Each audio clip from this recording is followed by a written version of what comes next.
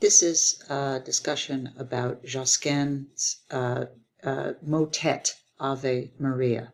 Okay, don't be thrown by motet. The word motet just means, all this means is it is music that's sung by a choir. It's got Latin lyrics, and it's meant to be sung in a church. It's sacred, it's holy music. So, religious music. As is noted in the notes, Josquin, we have a whole lot left behind of Josquin's music. We don't know a great deal about Josquin's life. He didn't leave behind much in the way of tons of written music. And in fact, he was so famous that a lot of the music that has been left behind has been ascribed to him, whether or not it's necessarily the case that he actually wrote it.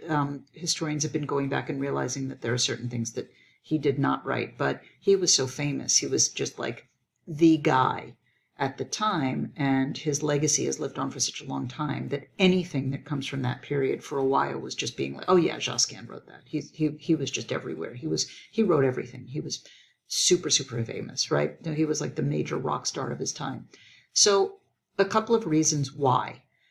First of all, he wrote a lot for a lot of really famous people, and he wrote secular music and he wrote sacred music. So he had kind of a lot of different clientele from a lot of different places. So the Pope would get in touch with him and have him write music for church services, right? So that was kind of a big deal. And then King Louis XII, who was King Louis XIV's great grandfather, I guess, or grandfather, would also get in touch with him and say, I need some secular music, I need some festival music, I need some wedding music, I need some funeral music, I need some church music, right?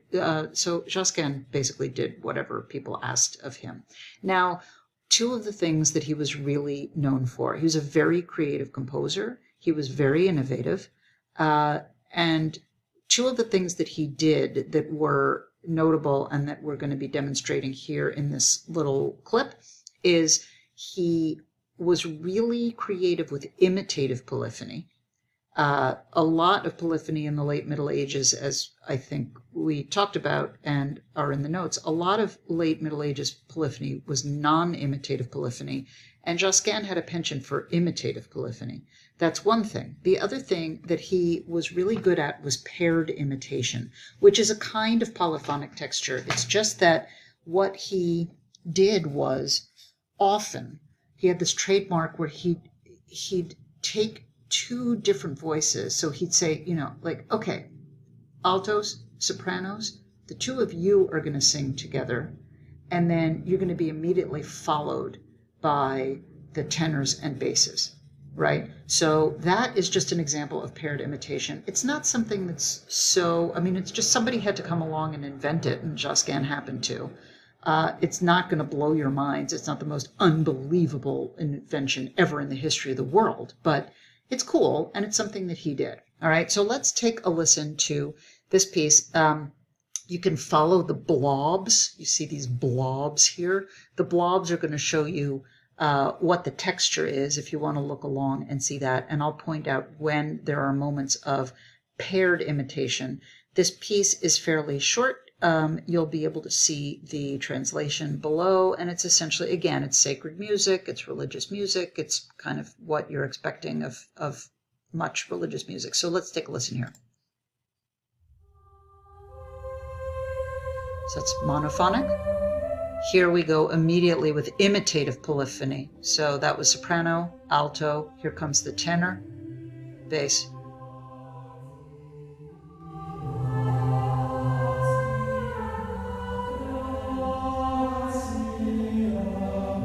And there are going to be moments of imitative, so this is imitative polyphony. There's going to be moments of paired imitation, and I'll show them to you as we're watching here.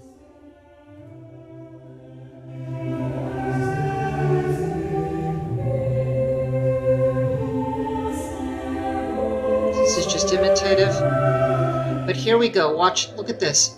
So soprano and alto are going to sing together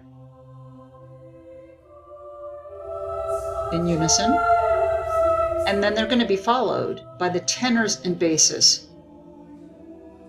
and then everybody's going to sing together for a minute, right? Now, this is, again, this is not rocket science.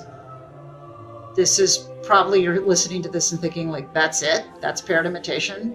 Big deal. Who cares?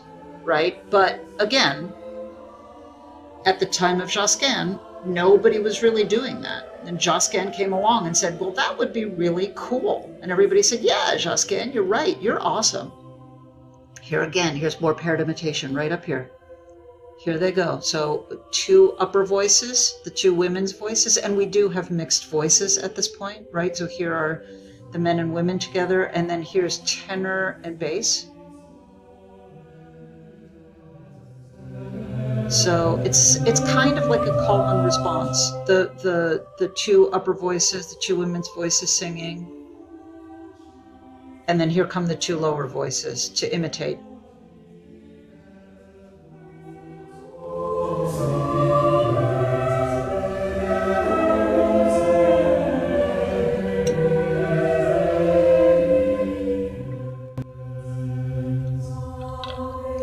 More paired imitation.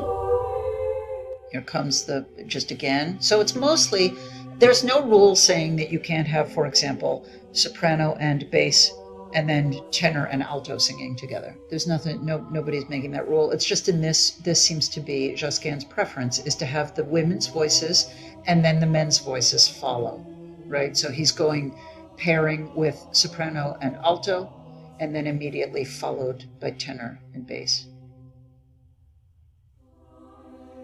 There are also, again, like that was a moment of unison. Sometimes these little they're all singing the same thing.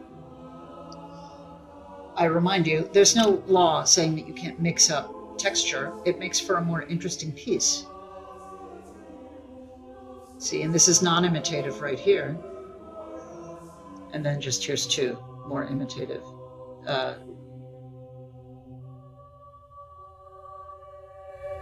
Paired imitation. Oh, no, that was alto and tenor together. That's the first time we've seen that. And then tenor and bass. So it's almost like a ripple effect, like a trickle, like a waterfall or something. Pairing of the women's voices, again, pairing of the men's voices. He really does a great deal of this.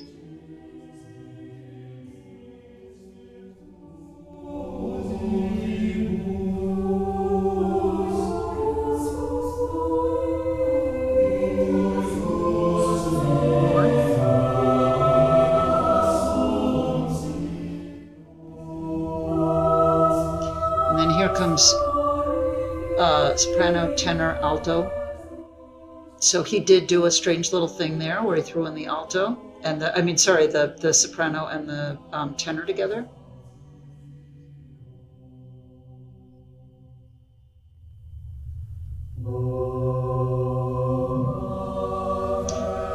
It's all 4 voices together, so no paired imitation. They're just singing together, and we're going to get a conclusion that's mostly in a solemn homophonic texture.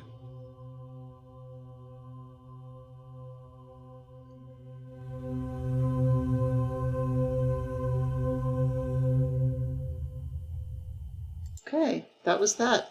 Josquin, composer of many different pieces, but this is an example of a motet that uses a lot of imitative polyphony and plenty of paired imitation.